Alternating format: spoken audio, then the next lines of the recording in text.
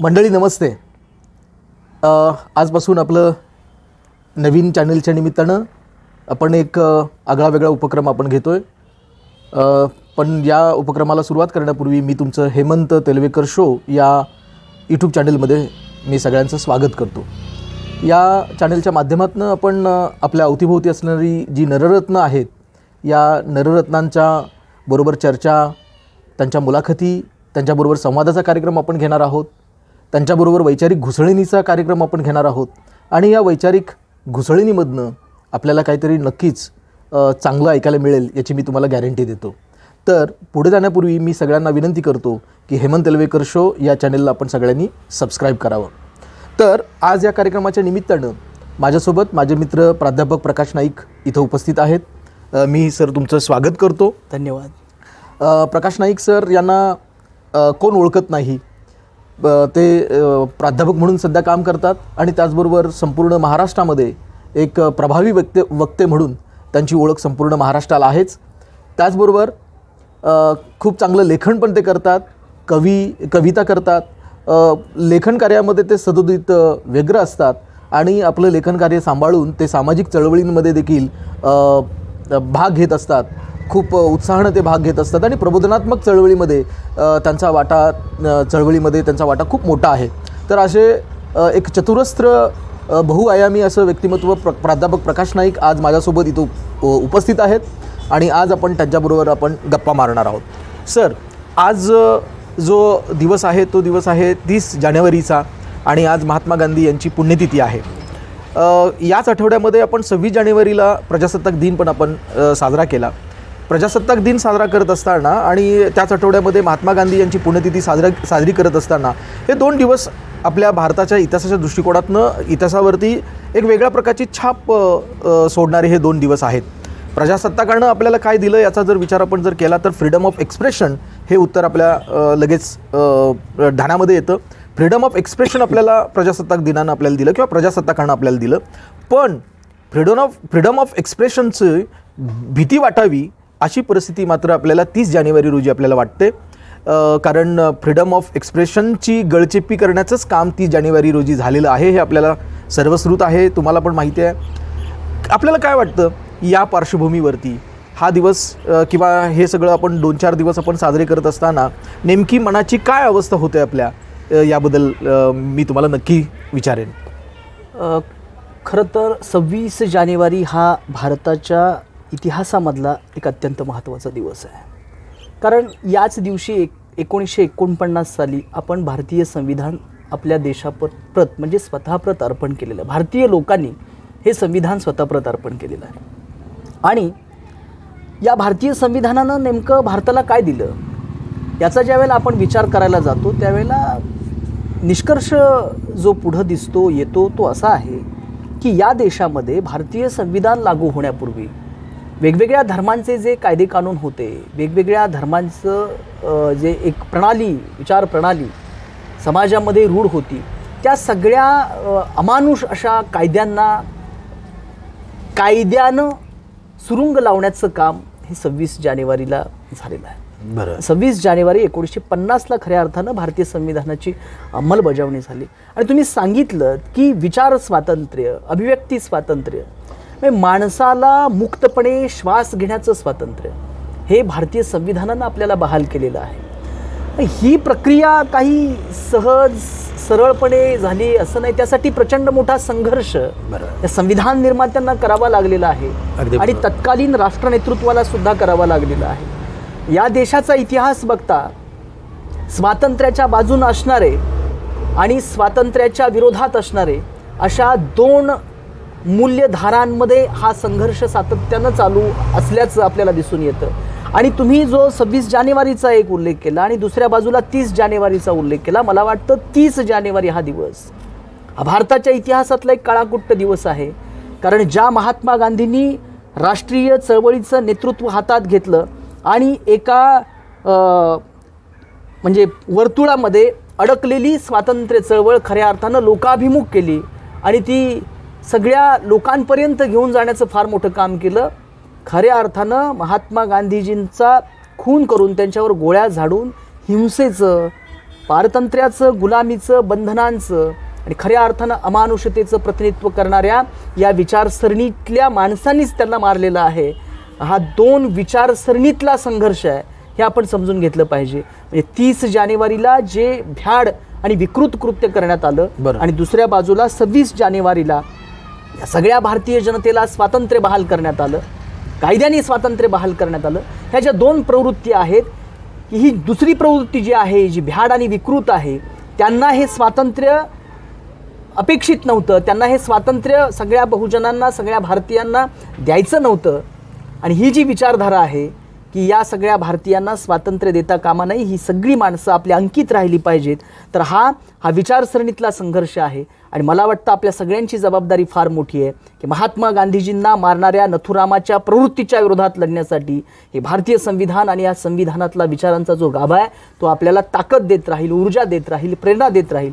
मी या चॅनेलच्या माध्यमातून हे सगळं ऐकणाऱ्यांना, बघणाऱ्यांना मी आवाहन करेन की यातली सत्यता आपण तपासून बघावी, की आपण आता नथुरामाच्या प्रवृत्तीचं समर्थन करायचं किंवा या प्रवृत्तीला फायदा होईल अशा पद्धतीनं आपण वागायचं आहे की ही प्रवृत्ती ठेचण्यासाठी आणि भारतीय संविधान टिकवण्यासाठी, म्हणजेच या भारतीय जनतेचं स्वातंत्र्य अबाधित ठेवण्यासाठी प्रयत्न करायचे. याचा मात्र निकाल, याचा मात्र एक निर्णय, ठोस निर्णय आपल्याला आजच्या काळामध्ये, आज 30 जानेवारीला बापूजींच्या या स्मरण दिनी, या स्मृती दिनी आपल्याला करावा लागणार आहे, असं माझं मत आहे. विचारांचा संघर्ष असावा सर, परंतु एखाद्याला मारण्यापर्यंतची जी भूमिका आहे ती भूमिका कधीही समर्थनीय होऊ शकणार नाही. पण सध्या आपण पाहतोय की आपल्या अवतीभोवती असंही वातावरण निर्माण होताना आपल्याला बघायला मिळतं आहे की अशा प्रकारच्या गांधी हत्येचा ग्लोरिफिकेशन होतं की काय, गौरवीकरण होते की काय, अशा प्रकारची परिस्थिती आपल्या अवतीभोवती आहे. या परिस्थितीबद्दल आपण काय म्हणाल? निश्चितपणानं गेल्या 75 वर्षामध्ये गांधी हत्येचं विकृत पद्धतीनं समर्थन करण्याची एक परंपरा या देशामध्ये आहे. आणि मुळात गांधींची हत्या करणं, गांधींचा खून करणं हे भ्याडपणाचं, अत्यंत विकृतपणाचं लक्षण आहे. आणि त्या प्रतिक्रियेतूनच, त्या विकृत आणि भ्याड प्रतिक्रियेतूनच ही कृती घडलेली आहे. म्हणजे महात्मा गांधीजींच्या सारख्या जगाला प्रभावित करणाऱ्या आणि जगाला एक दिशा दिग्दर्शन करणाऱ्या माणसाचा खून करणं. काय दोष होता महात्मा गांधीजींचा? एक म्हातारा माणूस, खरं तर त्याला जरी ढकललं तरी तो पडू शकेल, त्याचा जीव जाऊ शकेल, असा माणूस तुम्ही इतके नेभळट आहात की अशा माणसाला सुद्धा तुम्ही भ्याडपणानं बेसावत क्षणी गोळ्या घातल्या. म्हणजे ही विकृती आणि हा भ्याडपणा किती टोकाचा आहे आपल्या लक्षात येतं. आणि स्वाभाविकपणे गेल्या 75 वर्षामध्ये गांधी हत्येचं उदात्तीकरण करण्याचं एक विकृत अशा प्रकारची कृती या देशामध्ये सातत्यानं घडवून आणली जाते. आणि म्हणून वेगवेगळ्या कलांच्या माध्यमातून असेल, प्रसार माध्यमांच्या माध्यमातून असेल, कलांच्या माध्यमातून म्हणजे आता तो चित्रपट येतोय. म्हणजे यापूर्वी शरद पोंक्षेंचं जे नाटक होतं त्यातून गांधी हत्येचं उदात्तीकरणच करण्यात आलेलं होतं. आणि गांधी हत्येला हत्या न म्हणता गांधी वध असं इथपर्यंत त्यांची मजल गेलेली आहे. का गांधीजी, का हा म्हातारा माणूस त्यांच्या डोळ्यामध्ये खुपला, याचं चिंतन आपण सगळ्यांनी करायला पाहिजे असं मला वाटतं. काय गांधीजींची चूक काय होती की ज्या माणसांनी भारतीय परंपरेतली अहिंसा सगळ्या जगभर घेऊन जाण्याचा प्रयत्न केला, ज्या गांधींनी इथल्या सामान्य माणसाचा आवाज बुलंद करण्याचा प्रयत्न केला, ज्या गांधीजींनी इथल्या बलाढ्य अशा, सर्वश्रेष्ठ अशा, जगातला सूर्य ज्यांच्या सत्तेतला मावळत नाही अशा ब्रिटिशांना अहिंसेच्या मार्गाने वाकवण्याचं काम केलं, त्या म्हाताऱ्या माणसाची तुम्हाला भीती का वाटावी? याचं कारण स्पष्ट आहे की त्यांच्या विचारांमध्ये एवढी ताकद आहे, एवढी ताकद आहे की तुमचा जो विकृतीच्या पायावर आधारलेला विचार आहे त्या विचाराला छिन्न विछिन्न करण्याचं काम गांधीजींचा, बापूजींचा विचार करू शकतो. म्हणून तुम्ही त्यांच्यावरती गोळ्या चालवल्यात. आणि सगळ्यात महत्त्वाचं म्हणजे तुम्ही त्या माझ्या या प्रश्न विचारण्याच्या त्या सगळ्या समरीमध्ये तुमचा असा पण मुद्दा होता की अनेक महापुरुषांना हा छळ आणि हा त्रास सहन करावा लागला. मी त्या मुद्द्यावरती येणार आहे. विशिष्ट एका विकृत विचारसरणीकडून होतंय. कोण यातून चुकलं? जे या देशातल्या माणसाच्या उत्थानासाठी ज्यांनी लढा पुकारला त्यांना गोळ्या झाडण्याचं, त्यांचं रक्त सांडण्याचं, त्यांना मारण्याचं काम या देशामध्ये झालेलं आहे. म्हणजे कुठून आपल्याला त्या मुद्द्यावरती आपण यायचंच आहे. पण मला या मुद्द्याला अनुषंगून एक गोष्ट मला तुम्हाला विचारायची आहे, बोलायची आहे. ती म्हणजे की एखाद्या माणसाचा विचार मारण्यासाठी त्या माणसाला ठार मारणं ही एक संकल्पना, आणि त्याचबरोबर खरं तर एखाद्या महान माणसांचे विचार तो मेल्यानंतर, त्याची हत्या झाल्यानंतर काय मरत नाहीत. असं असताना देखील एका वेगळ्या पद्धतीने त्या माणसाला मारण्याचं कारस्थान देखील देशामध्ये आपल्या वारंवार सुरू असताना आपण पाहतो. जसं की आपण बघितलं की डॉक्टर बाबासाहेब आंबेडकरांच्या बाबतीमध्ये त्यांच्या विचाराला मारण्याचं काम अरुण शौरी नावाच्या एका लेखकानं केलं होतं. वर्शिपिंग ऑफ फॉल्स गॉड नावाचं पुस्तक त्यांनी लिहून आंबेडकरांच्यावरती चिखलफेक केली होती. जेम्स लेननं Hindu king in Muslim India नावाचं पुस्तकांमधनं छत्रपती शिवाजी महाराजांच्यावरती टीका टिप्पणी केलेली होती. आणि काल परवा पण एका लोकप्रिय वृत्तपत्राचे एक संपादक त्यांनी देखील काहीतरी चिखलफेक करण्याचा प्रयत्न केलेला होता. आणि अशा पद्धतीनं माणसाला जिवंतपणे ठार मारणं ही एक संकल्पना आणि त्याचबरोबर त्याचा विचार देखील मारण्याची जी संकल्पना आहे याबद्दल आपल्याला काय वाटतं हे तुम्ही सांगावं. काय आहे की इथली जी स्पष्ट बोलायला हरकत नाही, हे स्पष्ट बोललं पाहिजे. इथली जी ब्राह्मणी सनातनी व्यवस्था जी आहे ती आपलं स्वतःचं वर्चस्व लादण्याचा सातत्यानं प्रयत्न करत आलेली आहे. त्यांचं कर्तृत्व एवढं मोठं नाही, त्यांनी कोणतंही विधायक काम केलेलं नाही. ह्या व्यवस्थेचे जे समर्थक आहेत त्यांनी कोणतंही विधायक काम केलेलं नाही. देशाच्या स्वातंत्र्य चळवळीचा इतिहास बघा, ज्या नथुरामानं विकृत माथे फिरू आणि अत्यंत विकृत पद्धतीचा हा त्या मुशीतनं वैचारिक मुशीतनं तयार झालेला आहे. त्यांचे वैचारिक लागेमंदे शोधून बघा. यांचं कर्तृत्व काय, हे इंग्रजांना माफीनामा देऊन इंग्रजांची पैसे तनखा घेत होते आणि स्वातंत्र्य चळवळीला बदनाम करण्याचं काम हे करत होते. स्वातंत्र्य चळवळीमध्ये सहभागी असलेली इथल्या बहुजन समाजाच्या क्रांतिकारकांची गुपितं ब्रिटिशांना सांगायची नाही, त्यांच्या बदल्यात पैसे घ्यायचे. हा इतिहास आहे. 42च्या लढाईमध्ये या प्रवृत्तीचे लोक होते कुठं? चले जावच्या आंदोलनात कुठं होते? देशाच्या स्वातंत्र्य चळवळीमध्ये होते कुठे? हा इतिहास सगळा तपासून बघितला तर याचं उत्तर नाही येतं. याचा अर्थ यांनी देशाच्या विधायक बांधणीसाठी काही काम केलं नाही. परंतु जे बहुजन समाजातले महापुरुष आहेत, महानायक आहेत, त्यांना मात्र बदनाम करणं आणि ते बदनाम होत नाही तसं दिसल्यानंतर त्यांना मारून टाकणं. कारण ते चिकित्सा करायला सांगतात, कारण ते या व्यवस्थेची गुलामी नाकारायला सांगतायत, ते आम्हाला समतेच्या वाटेवरून जायला सांगतायत आणि या देशाला बलशाली, मजबूत आणि समतेनं नटवण्याचा प्रयत्न करतायत. या देशातली लोकशाही अबाधित ठेवण्याचा प्रयत्न हे सगळे महापुरुष करतायत आणि म्हणून त्यांना गोळ्या घालून मारण्याचं भ्याड कृत्य ह्या सगळ्या माणसांनी केलेलं आहे. आणि स्वाभाविकपणे महात्मा गांधीजींच्या नंतर सुद्धा अलीकडच्या काळामध्ये दाभोळकर, पानसर्वे, कलबुर्गी आणि गौरी लंकेश यांना सुद्धा गोळ्या झोडून मारलं. आणि दुसरा महत्त्वाचा मुद्दा, या ब्राह्मणी व्यवस्थेचं वैशिष्ट्य आहे की या सगळ्या माणसांना गोळ्या झाडून मारलं, त्यांना संपवलं. स्वाभाविक आहे, माणसं मरतील पण विचार संपत नाहीत, विचार मरत नाहीत. मग काय करायचं तर त्यांच्या विचारांची मोडतोड करायची किंवा चुकीच्या पद्धतीनं इतिहास लेखन करायचं, चुकीच्या पद्धतीनं ललित लेखन करायचं आणि त्यातून या महामानवांची बदनामी करायची. छत्रपती शिवाजी महाराज असतील, संभाजी महाराज असतील, महात्मा फुले असतील, डॉक्टर बाबासाहेब आंबेडकर असतील, राजर्षी शाहू महाराज असतील, यांचे विचार मरत नाहीत, संपत नाहीत हे लक्षात आल्यानंतर या माणसांनी त्यांच्या विचारांची मोडतोड करण्याचा प्रयत्न केला, विकृत इतिहास लेखन केलं आणि त्यांची पुन्हा मृत्यूनंतर सुद्धा बदनामी आणि निंदा नालस्ती करण्याचं कुटील कारस्थान हे सगळे या व्यवस्थेचे समर्थक लोक करतायत. हे इथल्या सगळ्या भारतीय जनतेने समजून घेतलं पाहिजे. बरोबर आहे सर. या परिस्थितीमध्ये आपल्याला शासन यंत्रणा म्हणून त्या शासन यंत्रणेचा याच्यामध्ये काहीतरी ठोस असा कृती कार्यक्रम असला पाहिजे आणि अशा पद्धतीनं विचाराचे मारेकरी जे आपल्या देशामध्ये आज देखील उजळ माताने जे फिरताना आपल्याला आढळतात, या विचारांच्या मारेकऱ्यांना कुठंतरी लगाम घालण्याचं काम शासनानं करणं अपेक्षित असताना आपल्याला परिस्थिती आपल्या देशामध्ये थोडीशी अराजक पसरल्यासारखी आपल्याला वाटते. खरंच आपल्या देशामध्ये फॅसिझम आणि नाझिझम किंवा अराजक सदृश्य परिस्थिती निर्माण होण्याच्या दिशेनं आपला देश वाटचाल करतोय का असं आपल्याला वाटतंय सर? आपला देश अराजकतेच्या दिशेनं वाटचाल करतोय हे वाक्य मला वाटतं थोडंसं चुकीचं आहे. आपला देश अराजकतेच्या वाटेवरून वाटचाल करत नाही, तर आपल्या देशामध्ये अराजकता माजलेली आहे असं मी म्हणतोय.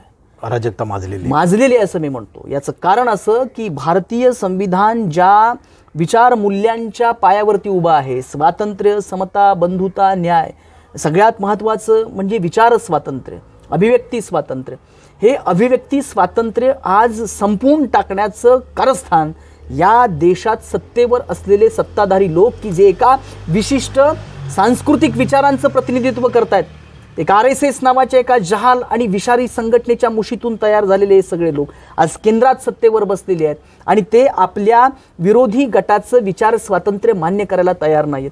साधी गोष्ट आहे की या देश जो आहे तो म्हणजे काय लोकशाहीचं वैशिष्ट्य काय आहे की विचार कलह विचार संघर्ष असणं हे काही गैर नाही आहे. आपली कदाचित विरोधी विचारसरणी असेल परंतु त्या विचारांचा आपण आदर करायला पाहिजे, तो विचार समजून घ्यायला पाहिजे, किंबहुना आपल्या शत्रूचं सुद्धा विचारांचं स्वातंत्र्य ते अबाधित ठेवलं पाहिजे, यासाठी आपण लढलं पाहिजे. हे लोकशाहीला अभिप्रेत आहे, हे संविधानाला अभिप्रेत आहे. परंतु या सगळ्या RSS धार्जिण्या लोकांना मंडळींना हे विचार स्वातंत्र्य मान्य नाही. आणि म्हणून गेल्या 7-8 वर्षामध्ये या सरकारच्या विरोधात जो कोणी बोलेल त्याला सरळ हे म्हणतात की तुम्ही देशद्रोही आहात.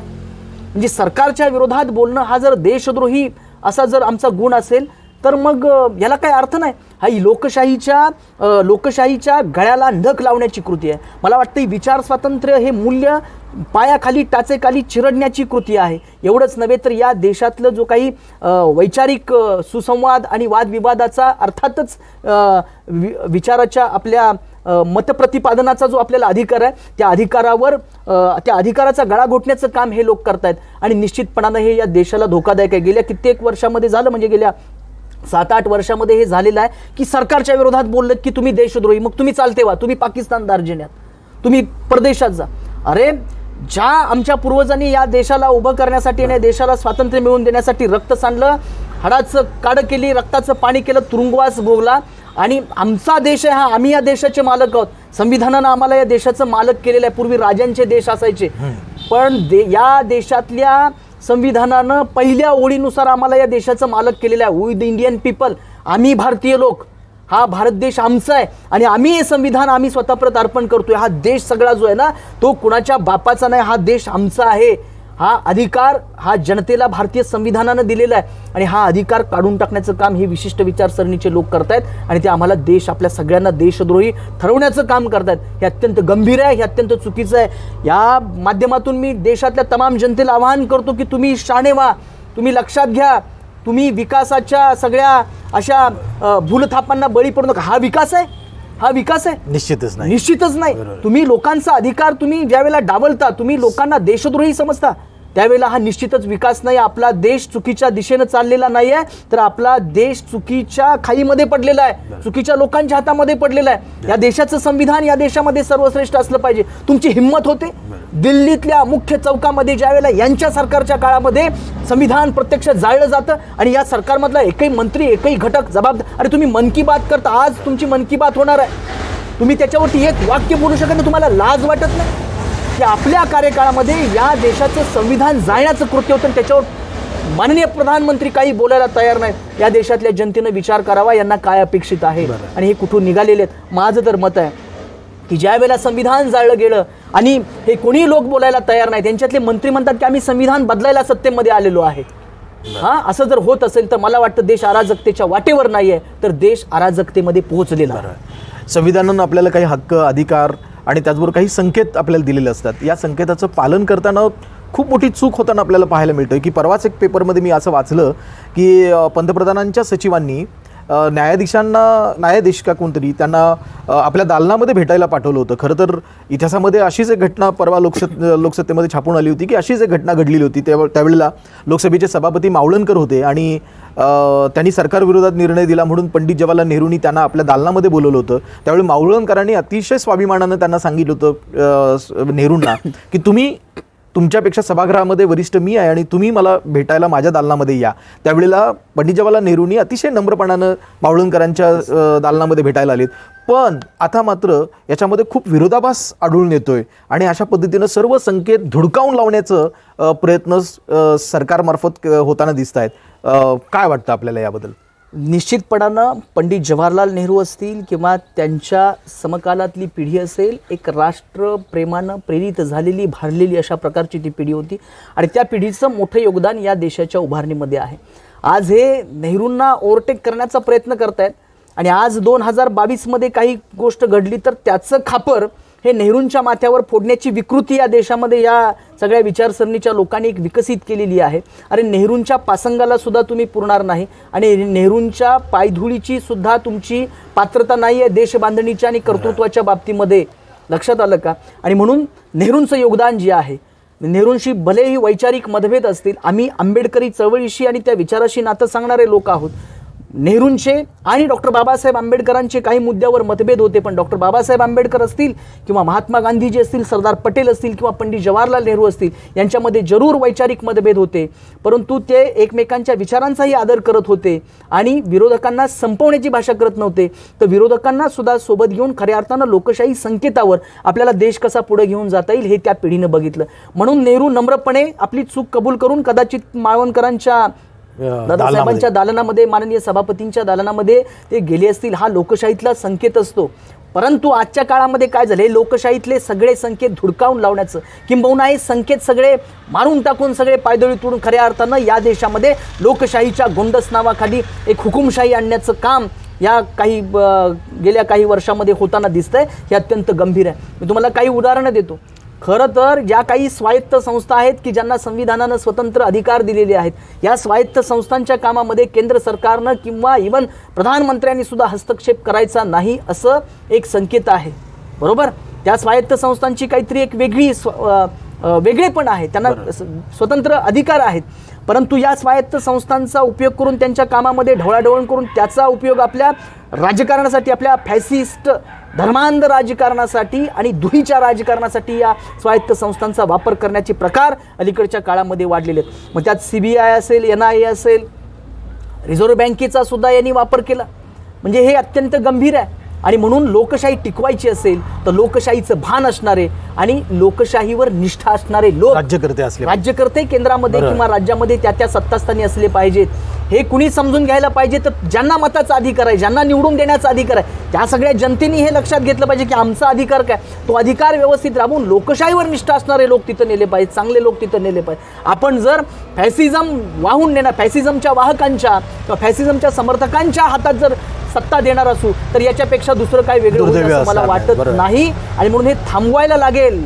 भारतातल्या जनतेने याचा विचार करावा लागेल की आपला देश फॅसिझमच्या दिशेनं आपण घेऊन जायचं आणि आपल्या देशाचं विघटनवादी शक्तींना ताकद द्यायची, की आपल्या देशाचं ऐक्य आणि सार्वभौमत्व टिकवून ठेवणाऱ्या लोकांना आपण सत्तेत आणायचं. हे आता जनतेनं याचा फैसला, याचा निर्णय जनतेनं घेतला पाहिजे असं मला वाटतं. 25 तारखेला आपण मतदार दिन साजरा केला सर, आणि मतदार दिनाच्या पार्श्वभूमीवरती बोलत असताना मी असं म्हणेन की वारंवार आपल्याला वृत्तपत्रांमध्ये, मीडियांमध्ये आपल्याला वारंवार आणि विचारवंतांच्या तोंडी देखील आपल्याला ऐकायला मिळते की भारताची लोकशाही प्रगल्भ झालेली आहे.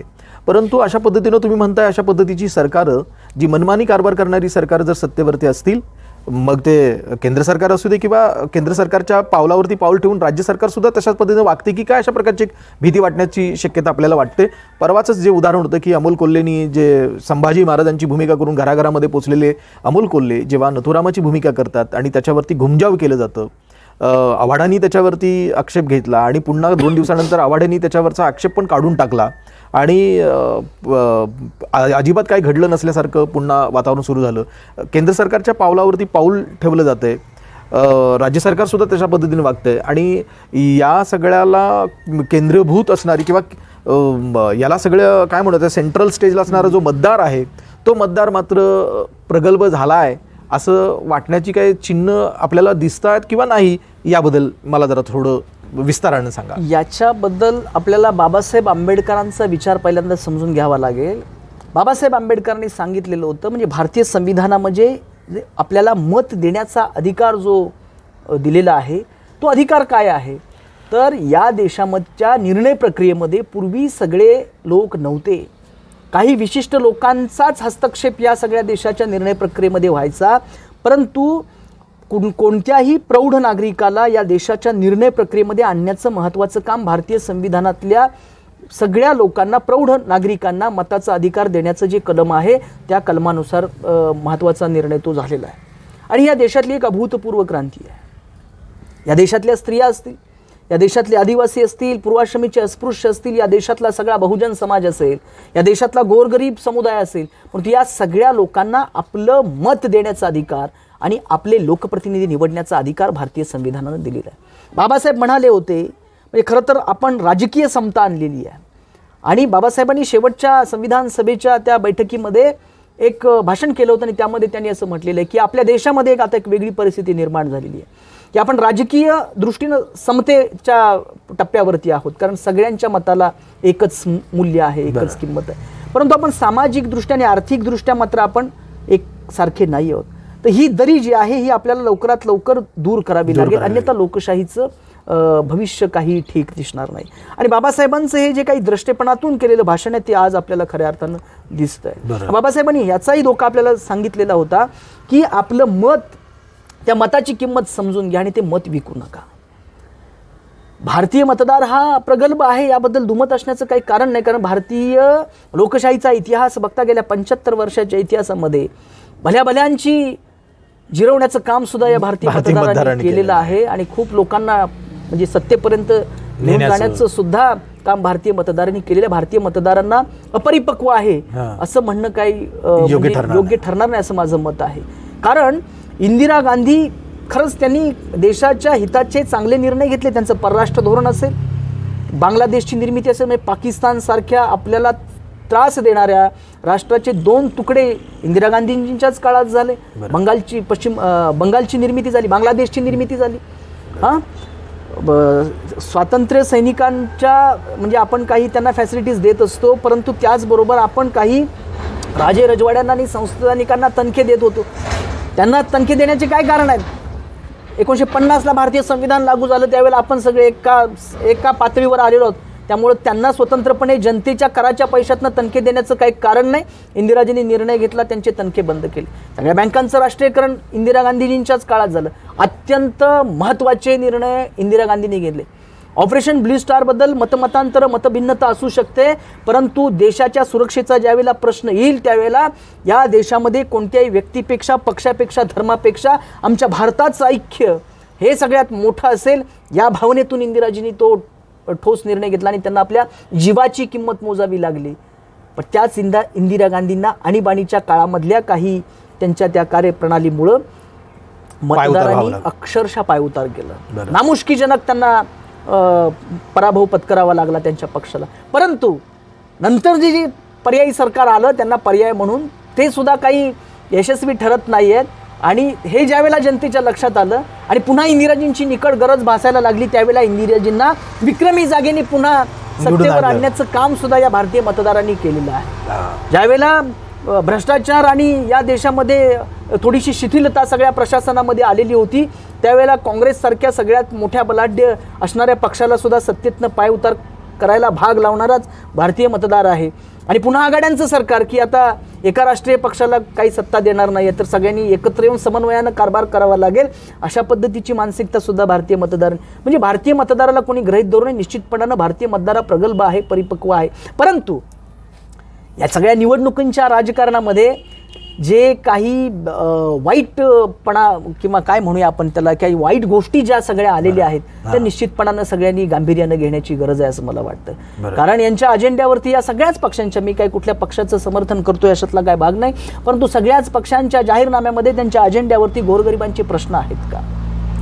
हे सत्तेवर आल्यानंतर कुठल्या लोकांच्यासाठी हे सगळे एकत्र येतात एक दिलानं? असे सामान्य लोकांच्या प्रश्नावरती काय येत नाही? सामान्य लोकांचे सगळे प्रश्न सुटले का? भारतीय संविधानाने दिलेले आम्हाला हक्क होते, त्यांनी भारतीय संविधानानं जे आम्हाला एक विकासाचं, फुलण्याचं, बहरण्याचं स्वातंत्र्य दिलं, एक स्वप्न दिलं, ते स्वप्न खऱ्या अर्थानं साकार झालं का? सगळ्यांच्यापर्यंत शिक्षण पोहोचलं का? सगळ्यांच्यापर्यंत चांगल्या आरोग्याच्या सुविधा पोहोचल्या का? सगळ्यांच्यापर्यंत जीवनमान उंचावावं सगळ्यांचं, या सगळ्या भारतातल्या जनतेचं, असे काही निर्णय झाले का? असं होताना अजून सुद्धा दिसत नाहीये. आणि म्हणून भारतीय मतदाराची जबाबदारी आणखी वाढलेली आहे. इलेक्शनच्या तोंडावरती केवळ 1,500 रुपये घेऊन, म्हणजे ही फॅक्ट आपण मानली पाहिजे. मग याला जबाबदार कोण आहोत? आपणच आहोत. म्हणजे आपण जर एखाद्या उमेदवाराकडून पैसे घेऊन जर आपण ते मत देत असू तर निश्चितपणानं हे लोकशाहीच्या दृष्टिकोनातनं घातक आहे. हे सगळेच लोक करत असतील असंही नाही. जागरूकतेनं काही लोक मत देत आहेत आणि देशाच्या निर्णय प्रक्रियेमध्ये चांगले लोक यावे त्यासाठी काम करत आहेत. परंतु हे वाईट गोष्टी सुद्धा आपल्या सगळ्या राजकीय व्यवहारामध्ये आलेल्या आहेत. त्यामुळे सामान्य जनतेने, मतदारांनी अधिक परिपक्व होण्याची गरज आहे. अधिक जबाबदारीने, अधिक गांभीर्यानं तो निर्णय घेण्याची गरज आहे असं मला वाटतं. अर्थात हे सगळं आपणच आहोत, आपणच लोक आहोत आणि म्हणून आपण सगळ्या लोकांनी आत्मपरीक्षण निश्चितपणानं करायला पाहिजे असं मला वाटतं. लोकांनी आत्मपरीक्षण केलं पाहिजे, मतदारांनी आत्मपरीक्षण केलं पाहिजे असं विधान प्रकाश नाईक सरांनी आता व्यक्त केलेलं आहे. आपली चर्चा अशीच पुढे चालू राहणार आहे. पण आता मात्र क्रमशः भाग हा इथं संपूया. आपण पुन्हा एकदा सर आपण भेटणार आहे, वेगवेगळ्या विषयांवरती आपण बोलणार आहे, चर्चा करणार आहे आणि आपल्या प्रेक्षकांना आपण वेगळा विचार देण्याचा आपण प्रयत्न करणार आहे. आपण कुठल्याही पक्षाचे कार्यकर्ते नाही आहोत. केवळ देशामध्ये आपल्या काय काय चाललंय वातावरण, या वातावरणाशी केवळ कमेंट करण्याच्या प्रयत्नाचाच हा भाग आहे असं मला प्रांजळपणाने इथं मला नमूद करायचं आहे. आणि आजचा क्रमशः भाग मी इथं थांबवतोय. पुन्हा एकदा कधीतरी अशाच आपण नाईक सरांच्या बरोबर गप्पा मारूया आणि वेगवेगळ्या विषयांवरती चर्चा करूया. नमस्ते, धन्यवाद.